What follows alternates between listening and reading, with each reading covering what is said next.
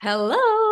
Hello, it's Lauren here. I'm back. I'm ready. I really felt compelled while I was recording all of these lessons today to probably share a bit about my own money journey because who the hell am I to really have all of these big opinions and ideas and all of that stuff. So I wanted to share a little bit about myself and share a little bit about my money journey. And I don't talk about it publicly a lot because I think that we still need to really work on having money conversations super present in our daily lives, but also open up the conversation and make it less taboo and really, you know, ask the questions, ask the hard questions. And one question I've been asking my family and friends is like, what do you like if I were to employ you, what would you want to be paid? And I know it's really kind of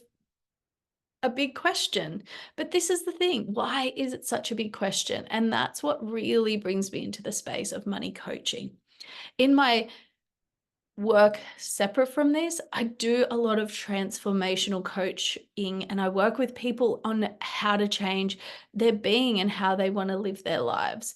And we do have a focus around money and business, and it's all correlated. But I do believe, in essence, it's about trusting ourselves and owning ourselves. And I think that's where my story really begins.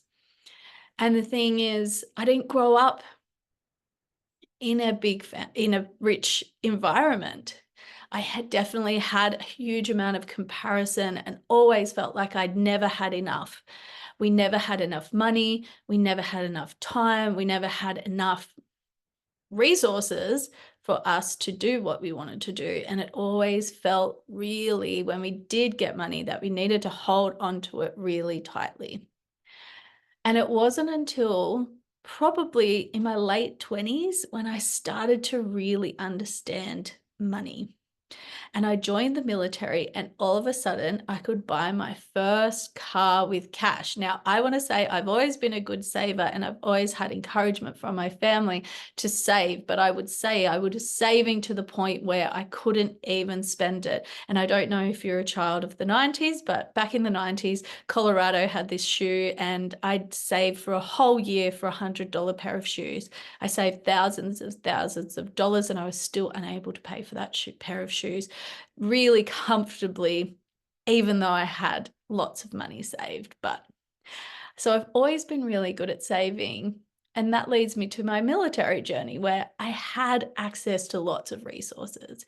And it really changed my perspective on what money means and also what it means about being resourceful, because we had opportunities which, working within other companies, we might not have had those opportunities. So it kind of opened my eyes, not kind of, it opened my eyes what the resources can do to change your mindset around money and around wealth.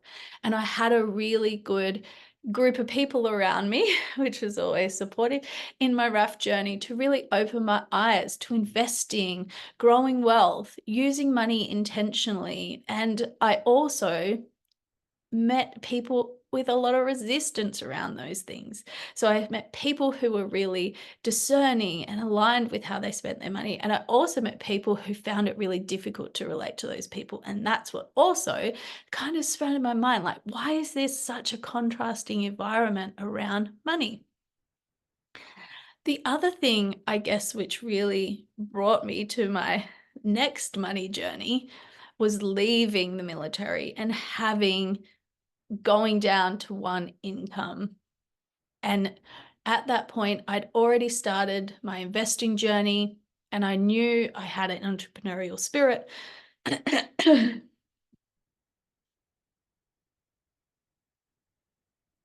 Oh, I knew I had that entrepreneurial spirit, but I didn't.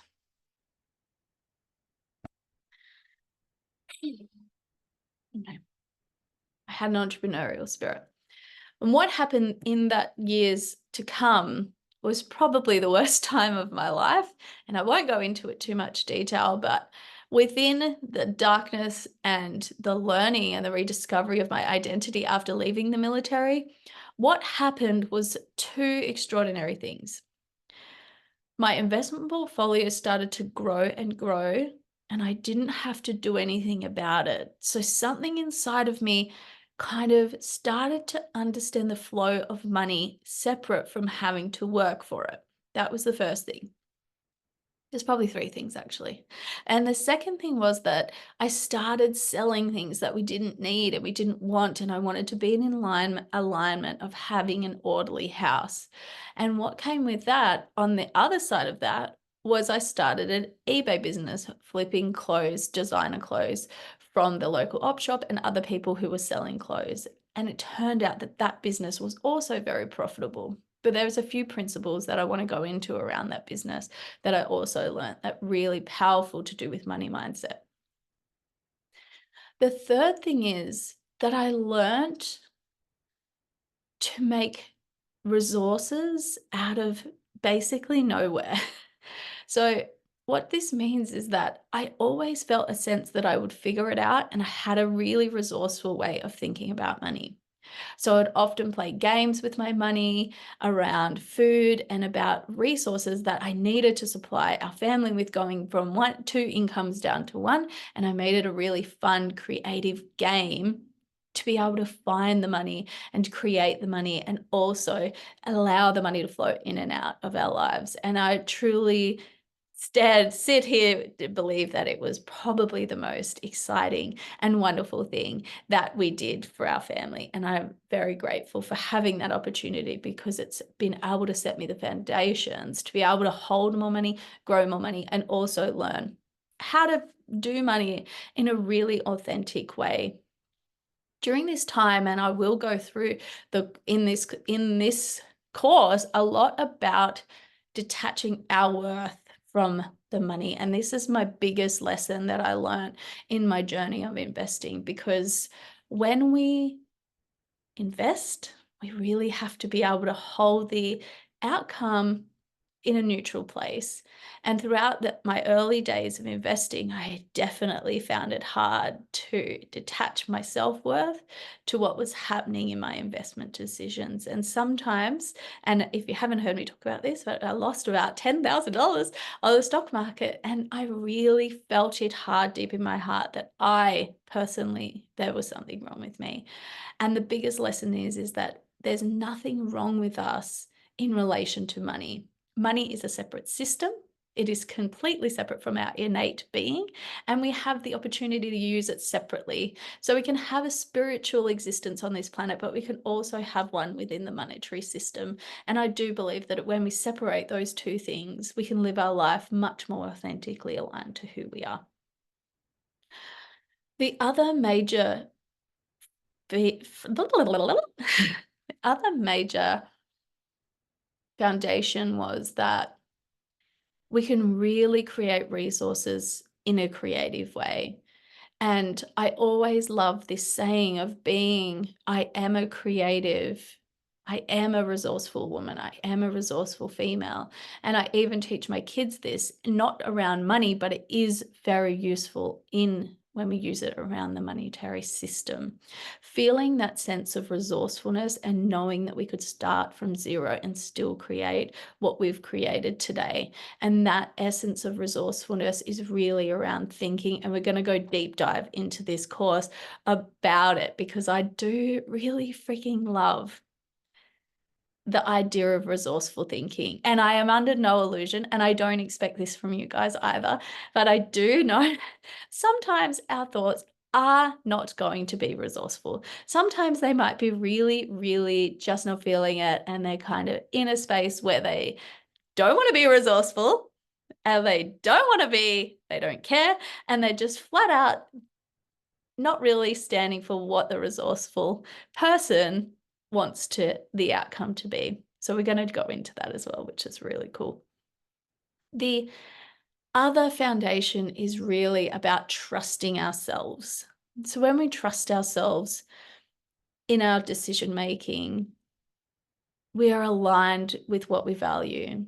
We can stand in our power of our decision making. And it also allows us to feel the disconnection, I guess, from making decisions And I guess copying Slack, that's what's coming to me, but holding the space of other people being uncomfortable. Because when we start to set goals and have really strong alignment, there is inevitably going to be a little bit of backlash from the new change. So there might be people who are saying things that are unresourceful, interrupting our new way of thinking or our new pattern. And it also comes down to us being able to stand in that truth and in our discernment, knowing that we are on the right path. And the stronger correlation we have between our values and where we are going and how we speak, the better it is, the less explaining we need to do. And I guess the more momentum we can gain. Because sometimes, and what I've learned over the years, is that not everybody is going to be on your celebration party, and that is okay. We need to be our own celebration party as we move through, and also be able to find a community which guides us into that.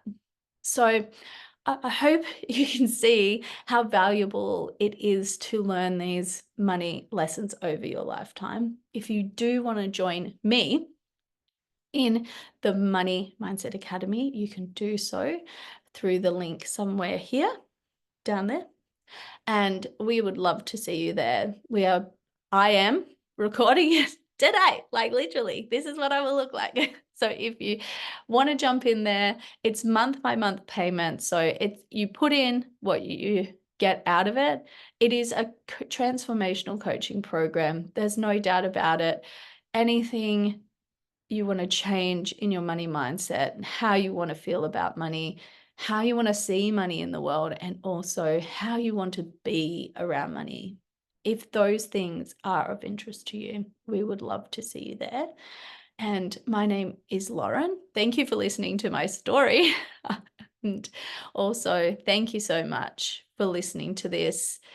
I can't wait for us to go into this journey together.